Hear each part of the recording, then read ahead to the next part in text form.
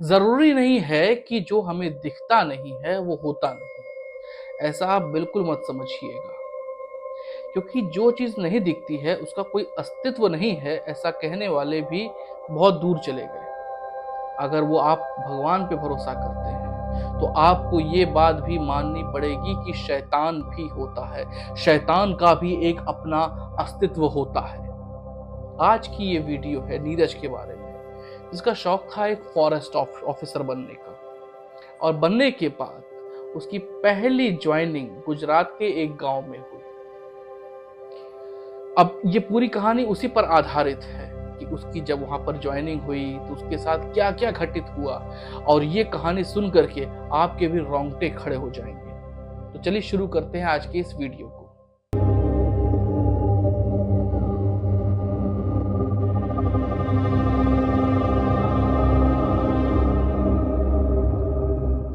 नमस्कार, आप देख रहे हैं मिस्ट्री क्रोनोलॉजी। आज की कहानी नीरज के बारे में है, जिसका सपना था एक फॉरेस्ट ऑफिसर बनने का। आखिर मेहनत के बाद, जी तोड़ मेहनत के बाद वो एक बार ज्वाइन की हुआ फॉरेस्ट ऑफिसर बन गया। वो उसकी ज्वाइनिंग हुई गुजरात के एक गांव में। माफ कीजिएगा पर मैं गांव का नाम यहां मेंशन नहीं करूंगा। पर उस गांव में हमेशा एक पैरानॉर्मल एक्टिविटी नोटिस की जाती थी। एक बार उसकी जब वहां ज्वाइनिंग हुई तो उसको उसे एक बड़ा सा टेंट मिला गांव के अंदर।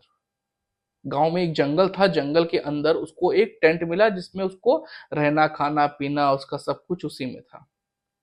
बहुत ही बढ़िया चल रहा था। 4-5 दिन बढ़िया चले, अच्छे से चले। फिर एक दिन फॉरेस्ट ऑफिसर को ही उसी के विभाग के एक आदमी ने बताया कि देखो, यहाँ से 3 किलोमीटर दूर एक गांव है जिसको कहते हैं सोनपार। सोनपार नाम का एक गांव है, ठीक है। और उस गांव पे जाने से पहले ये बीच में एक रोड पड़ती है, और हमेशा रात के 12 से 1 के बीच में एक बस गुजरती है। उस बस में कभी मत बैठना, और पहली बात तो इधर से निकलना ही मत 12 बजे। और अगर वो निकलना पड़ गया तो वो बस दिख जाए तो बस को कभी रोकना नहीं, उसमें बैठना नहीं। नीरज को ये बात समझ में आ गई। लेकिन आजकल की युवा पीढ़ी है, कहाँ इन सब बातों पे भरोसा करते हैं। भगवान पे इजिली हम भरोसा कर लेते हैं, पर शैतान पे तो कभी भरोसा नहीं करते। नीरज को ये बात बेबुनियाद लगी, बेकार फालतू जैसी बातें लगी उसे ये। नीरज का अच्छा जैसा दिन चल रहा था, डेली का वैसे ही चल रहा था उसका। एक दिन उसके अपने दोस्तों के साथ, जो फॉरेस्ट की ऑफिसर्स थे, उनके दोस्तों के साथ वो एक बार चला गया पार्टी करने पब में। पब में गया, पार्टी शार्टी करी, फिर वहां पे ड्रिंक विंक करी, दारू वारू पी। फिर उसके बाद से लौट करके वो वापस आ गया। जब लौट के वापस आया तो उसको महसूस हुआ, यार दारू ही पी हमने, खाना तो कुछ खाया ही नहीं। अब रात का 12 बज रहा था। अब नीरज को लगी जोर की भूख। अब दूर दूर तक जंगल ही जंगल, जंगल पार एक रोड, रोड से 3 किलोमीटर आगे सोनपार गांव। अब सोचा कि यार चलो भूख लगी है तो चलो चलते हैं खाना खाने, देखते हैं क्या है। आखिर वो किसी की बात ना मानते हुए रात के 12-12:30 बजे के समय वो निकल गया। जंगल से पार होते होते वो सुनसान सी रोड आई। रोड को वो क्रॉस कर ही रहा था कि उसने देखा कि दूर से एक बस आ रही है। तो उसने सोचा यार बस में बैठ करके पार हो जाते हैं, जल्दी पहुंच जाएंगे, 3 किलोमीटर ही तो दूर है। तो हुआ क्या, वो उस बस में को रोका। बस रुकी, बस के कंडक्टर ने बुलाया और बिठा लिया। जब वो अंदर बैठा तो उसे बड़ा अजीब सा महसूस होने लगा कि बड़े अजीब से लोग बैठे हैं मेरे अगल बगल। मतलब एक डर उसके अंदर आने लगा कि यार कैसे कैसे लोग बैठे हैं यहाँ पर। फिर उसके आगे कोई आदमी बैठा हुआ था।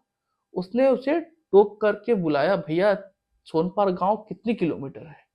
उस इंसान ने मुंडी पीछे की, पूरा चेहरा उसका जला हुआ था।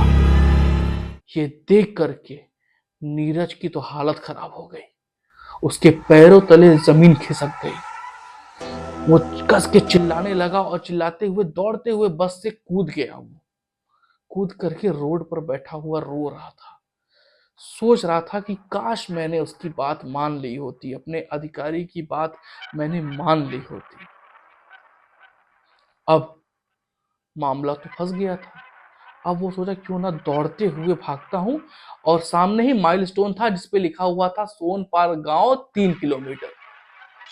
अब ये तेजी से भागना शुरू किया, दौड़ना शुरू किया, बेतहाशा दौड़े जा रहा था, भागे जा रहा था, तेजी से भागे जा रहा था।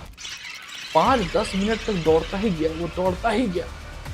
फिर देखता क्या है कि मैं 5-10 मिनट से दौड़ ही रहा हूं, फिर आगे का जो माइलस्टोन था उस पे भी लिखा हुआ था 3 किलोमीटर। फिर वो दौड़ना शुरू किया, फिर वो भाग रहा है, वो भागते ही जा रहा है। बस जितनी बार वो भाग रहा था, 5-10 मिनट बाद वही माइलस्टोन के सामने आ रहा था जिस पे लिख के आ रहा था सोनपार गांव 3 किलोमीटर। अब ये उसे लग गया कि ये कुछ और नहीं, ये छलावा है। वो एक ही जगह राउंड ही राउंड घूमे जा रहा था, वो उसको सही रास्ता मिल ही नहीं रहा था। वो हताश होकर के, परेशान होकर के रोड के बीचों बीच बैठ करके रोने लग गया कि अब मैं क्या करूं। दूर जंगल में एक रोशनी जलती हुई दिख रही थी। उस रोशनी को उसने देखा। अब उसके मन में ख्याल आया कि ये रोशनी है, यहां तो क्या नहीं इंसान है, यहां पर इंसान है, मुझे यहां जाना चाहिए। वो जंगल में भागते हुए जाता है उस तरफ, दौड़ते हुए जाता है, देखता है कि ढाबा एक है वहां पे। ढाबे पे लोग हैं, बहुत सारे लोग हैं, पार्टी शार्टी चल रही है। ये देख के वो बड़ा खुश होता है कि यार फाइनली मैं बच गया। फिर वो आता है अंदर और खाना ऑर्डर करता है और बैठ के खाना वाना खाता है। वो खाना खा ही रहा होता है, अचानक से उसकी पलक झपकती है और खुलती है तो देखता क्या है, उसके सामने इंसान का सर कटा हुआ मुंह रखा हुआ था। वो देख के डर जाता है। ये देख करके उसकी आत्मा कांप जाती है, ये क्या है। फिर वो चारों तरफ नजर घुमाता है, देखता है तो चारों तरफ खाली ही खाली, कहीं दूर दूर तक कोई नहीं है। यानी वो उसे समझ में आ जाता है कि ये भी एक छलावा का काम था जो उसकी मति भ्रष्ट कर दिया था। उसको चारों तरफ खुशहाली दिखा रहा था, लेकिन जब रियलिटी उसने देखी तब उसे समझ में आया कि ये सब तो दिमाग का वहम था, ये सब छलावा उसके साथ कर रहा था। लेकिन कहते हैं ना, आखिर वक्त में इंसान ऊपर वाले को ही याद करता है। उसने दूर देखा एक हनुमान जी का मंदिर था। वो दौड़ते हुए गया मंदिर के पास, दौड़ते हुए गया। वहां पे एक पुजारी खड़े थे। पुजारी ने उसे अपने पास बुला लिया, अंदर बुला लिया और उनको बताया। पुजारी ने उस फॉरेस्ट ऑफिसर को बताया कि ये जो तुम्हारे साथ हो रहा है ये छलावा है। ये एक छलावा है जो तुम्हारा मति भ्रष्ट कर देती है, जो तुम्हारी पूरी तरह से तुम्हें कंफ्यूज कर देगी कि तुम्हें आना कहाँ है, तुम्हें जाना कहाँ है, और ऐसे ही तुम्हें परेशान कर करके पागल कर देती है ऐसी आत्माएं। अब वो फॉरेस्ट ऑफिसर नीरज पंडित जी से पूछने लगा कि बाबा जी से तरीका क्या है, मैं क्या करूं, मैं कैसे बचूं इससे। तो बाबा जी ने कहा कि देखो, तुम सुबह के 4 बजे तक तुम इसी मंदिर में रहो।